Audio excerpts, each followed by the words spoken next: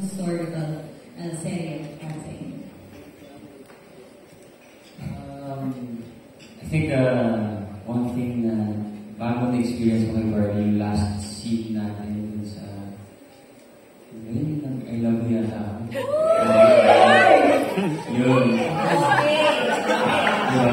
Parang nagulat ako sa acting ni Barbie. Parang hindi ko na-experience na maranaran, mag-isip na kumano. So, yun ang nakakagaling kasi ni Barbie for as an actress. So, ako, nakakapagtunan sa kanya. Ikaw naman, Barbie, may bago ko bang na-discover? Veterana. Ang na-discover ko naman kay David, nag-grow na yung passion niya sa acting. Talagang natutunan niya ng mahalin yung craft. At natutuwa ako sa kanya dahil talagang pinag-aaralan niyang mabuti yung kanyang Nihongo.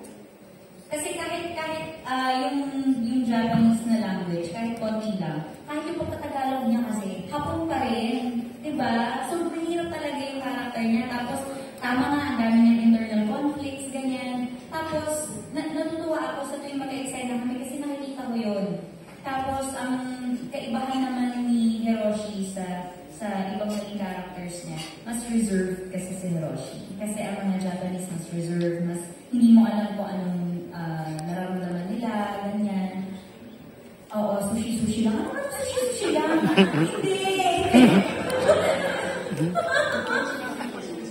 Tama, sushi-sushi lang, correct. So, ibang David ikaw po talaga ang mapapanood